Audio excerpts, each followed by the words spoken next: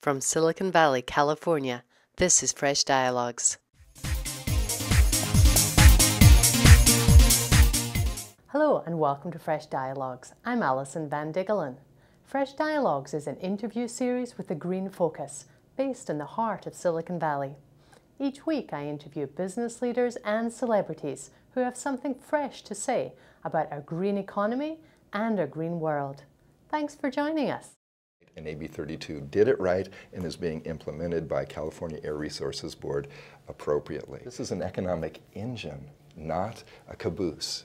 And we are not going to let folks ruin the engine that continues to fuel the renewable energy, clean, green economy. So it's not only good for our environment, and it's critical, it's also good for our economy and jobs. And we prove that through innovation of products, processes, and what we do with our people every day in Silicon Valley. My guest today is Carl Guardino. He is CEO of the Silicon Valley Leadership Group. Thanks for joining me today, Carl. Pleasure to be here. Good. I want to start by saying you've been CEO of the Leadership Group since 1997. Today I'd like to focus on what the group has done to green Silicon Valley and inspire green innovation. I'll talk about AB 32 today without talking about the major movement to suspend or effectively abolish it. Yeah. So can you talk on that and who's behind it and what you personally think about their chances of getting it on the ballot and having it suspended? Certainly, and for Fresh Dialogues viewers, the background on this is there is a very strong effort that will probably qualify for the November ballot, November 2010 ballot in California, to try to suspend AB 32, the Global Warming Solutions Act. Who's funding it? Who's behind it? Primarily being funded by two out-of-state, Texas-based oil companies. That's fine. Democracy, they have a right to do so, but people should also know who's behind it. They, bluntly, they want us to be plugged in for our fuel supply to their gas pumps more than renewable energy. Complete difference of opinion relative to the economy and the environment. And hopefully people will see through that because they're going to raise a lot of money. What's hard is winning a ballot measure, and they're not going to, and I'll tell you why. The field poll just did a survey in a week or two ago.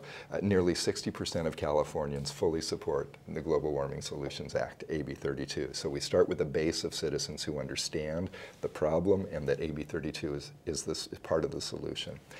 Second is, I think people are going to step up and push back and show that, yes, some oil companies, not all, you're going to put a lot of money into this, but we're not going to sit idly by and watch you dismantle our environmental achievements, which are also economic achievements. So let's turn to that.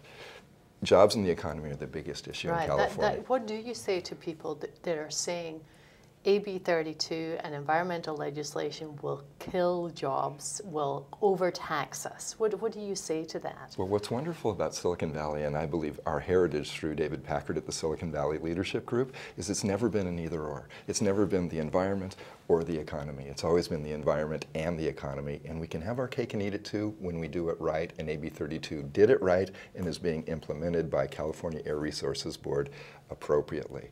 Here's how. Look at the data. 1995 to 2008, California's economy in jobs by cluster. Overall, California's economy, total jobs, grew by 13%. 13%. Clean and green jobs, 36%.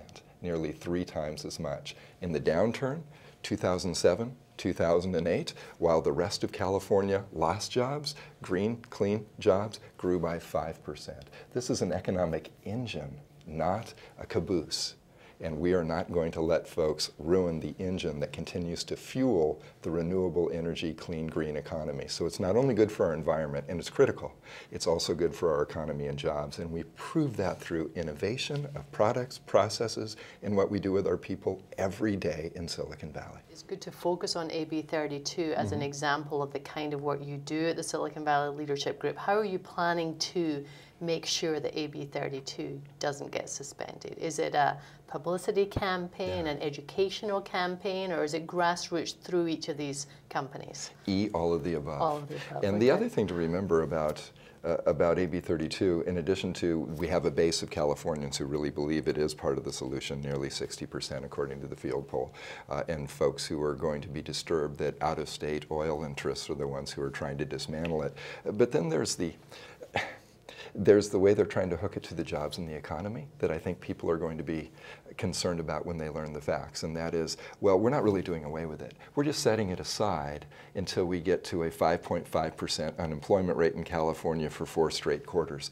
Well, Allison, that's only happened 3 times in almost 4 decades. So it really is. That's why I said it's not really suspend, it's eliminate. It's a veiled but not very well veiled attempt to just dismantle California's environmental achievement that is also an economic achievement, and we're not going to let them do it. Great. Well, Carl Guardino, I want to thank you very much for joining me on Fresh Dialogues. It's been a pleasure talking with you. Thank you. And thank you all for joining us on Fresh Dialogues today.